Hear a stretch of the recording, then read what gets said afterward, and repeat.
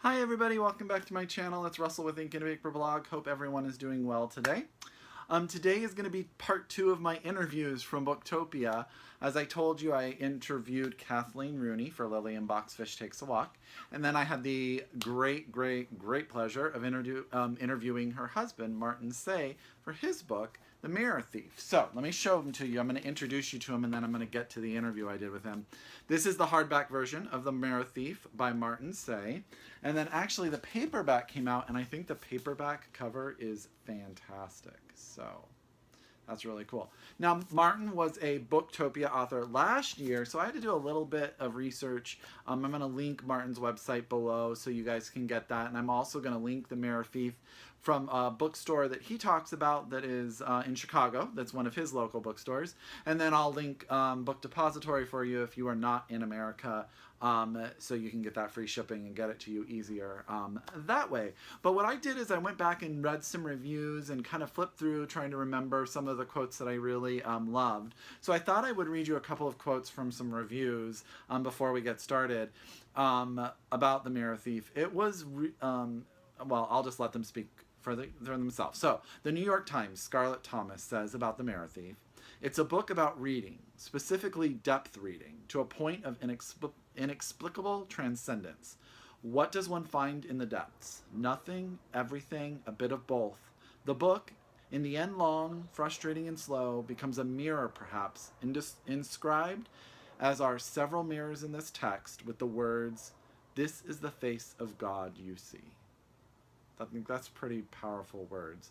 NPR Michael Schwab says, "The Mirror Thief is difficult to explain as it is completely original. It's one of the most intricately plotted novels in recent years, and to call it imaginative seems like a massive understatement.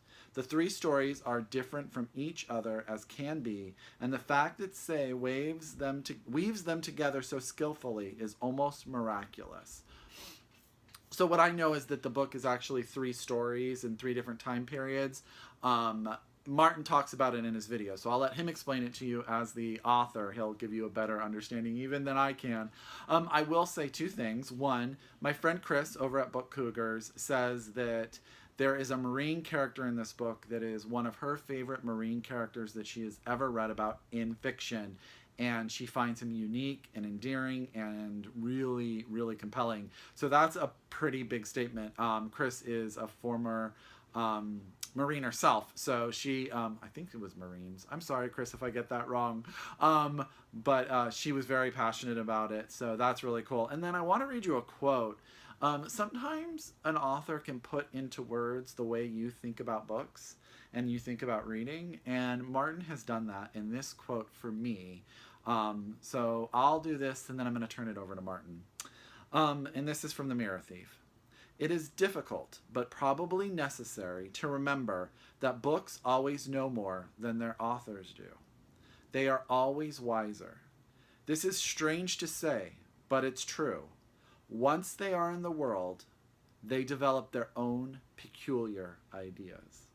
I think that's great. I think it's funny, I had that one tagged in my version, and then it's also in the NPR review. So when I reread the NPR review, I was like, whoa, I remember that quote. So here we go. I'm going to transfer it over to Martin and I, talking at Booktopia 2017. I hope you guys like these videos. I sure loved doing them. Thank you to Martin. Thank you to Kathleen. And thank you to all of you for watching. If you're new, subscribe.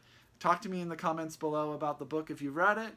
Hope everyone's doing well, and we'll talk to you soon. Thanks. Bye. Hi, everybody. Welcome back to my channel. It's Russell with Ink and Paper Blog. I'm here with Martin Seay. Greetings. In my last video, you know, I talked to his wife, Kathleen Rooney, and he was in the room, so I couldn't let that happen and not take a video. And Martin's book, The Mirror Thief, is out in paperback, so I thought we'd take this opportunity to meet Martin, learn a bit about him, and then he can tell you about his book so you guys can go out and pick it up. Heard amazing things about it. So, and here's my copy, so I'm ready for it. So, welcome, Martin. Thank you so much, Russell. I appreciate your working me in. Yeah, and thanks very much for picking up the book. It's called The Mirror Thief. It is about Venice. It's a novel about Venice. It doesn't all happen in Venice. A third of it happens in Las Vegas in 2003, in the Okay. days immediately prior to the U.S. invasion of Iraq. A third of it happens in Southern California in 1958, in the days leading up to the ascendancy of the beat scene there. Okay. A lot of weird beat people doing weird beat stuff. And then a third of it happens in the city-state of Venice in 1592. City-state of Venice had a monopoly for about 200 years on the manufacture of large, flat glass mirrors.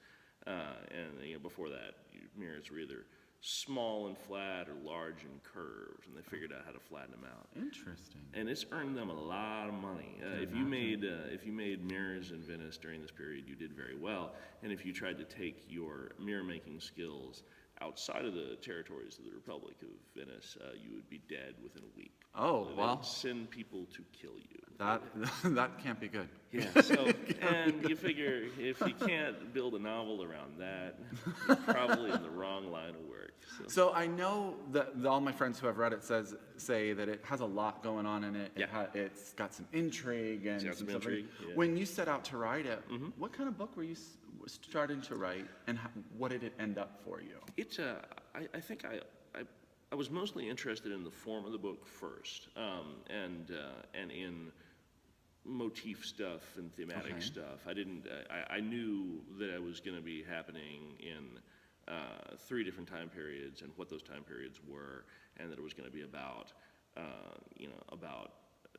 reflection in general and screens and printing. And I knew all of this before I had any characters, before I had a plot. So that's kind of what got me started. And the other stuff kind of fortunately showed up later. I was interested in using aspects of the thriller form to try to connect a lot of the thematic material that I had. That gave rise to some plot stuff. And then the characters, which were the hardest part and the thing that I'm happiest about, showed up last. So I know that this took a few years to write. 5.5 years. 5.5 years. How did it change from the beginning to the end? What was the most surprising change? It got in that longer. 5.5 It years? got really long. It got really long. Yeah, you were writing a novella. I started it as an assignment for a class that I was taking in 2002. The assignment that I got was to write a story in which someone tells a story in which someone tells a story. Okay. And it was supposed to be like a 15-page short story. And it's a little under 700. Yeah, it's a little longer than 15 pages, guys. So it's an investment, but it's worth it. Tell me a little bit about yourself. Are you a full-time writer? I have a gig working for the Village of Wheeling, Illinois, which is a municipality north and west of Chicago. I do administrative stuff from them. I issue liquor licenses. He's a man to know if you're in this town. If you need a liquor license, the Village of Wheeling, come see me once a year. So it's, and I worked as a bookseller for a long time, before I started my current weird municipal job, so that's, my people at the Village of Wheeling have been kind enough to let me adopt a part-time schedule to be able to do some writer-type stuff, Awesome. Which has been very awesome of them. And I'm Awesome. grateful. So, Well, this is out in paperback. It is. What are you working on now? I'm taking some notes on a thing. It'll probably be, if past performance is any guarantee of future results, it'll probably be a few years before you have me to worry about again. I'm taking some notes for something that I've been telling people is a surrealist novel about international finance.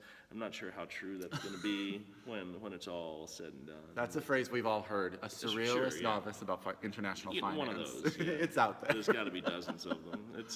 We'll see how that comes together. So. Well, and you were at Booktopia last year. I was at Booktopia He was last at Booktopia, and I think it kicked off your tour, right? Yeah, the book technically wasn't out yet. Melville House shipped it to the Booktopia folks a little early to make sure that people could get it here. And so it was the first thing I did to promote the book, and it was the best thing I did to promote the book. That's so amazing. There's just no way to overstate how cool an event this is. And can you tell me a story about touring that just sticks out in your head while you were on your book tour? Oh man, it was there. The thing that kind of struck me as amazing about it is that it's probably the only week of my life that I'm going to drive across the Brooklyn Bridge and the Golden Gate Bridge. That's pretty amazing. It was just an outstanding opportunity to cover a lot of geography in not very much time, and most importantly, to talk to the booksellers who had helped get the word out about the book early. That Melville House did a really aggressive campaign of sending unbound galleys out to booksellers really early on to try to get a couple of them to say something nice about it, and a lot of them said nice things about it, and we're very grateful to them for that. So. Are you going to be anywhere for the paperback anytime soon? In the beautiful city of Chicago, where Kathleen and I live, on May 23rd, I'm doing an event with our friends at Unabridged Books. And I think I've got something coming up at a bookstore in Evanston called Bookends and Beginnings with a novelist named Pete Ferry, who's a very talented dude. And then we're looking at maybe a couple of festivals in the fall. Awesome. Well, I'll link Martin's website below. That'd So be if awesome. you're in the Chicago area and you want to see him, you can go check it out. Come visit. And I highly recommend picking up his book, The Mirror Thief. I Thank you will so much. link it below. And thank you so much for being on Thanks, my channel. Russell. I I really appreciate appreciate it. it. So Thanks. take care. Bye, guys. Farewell.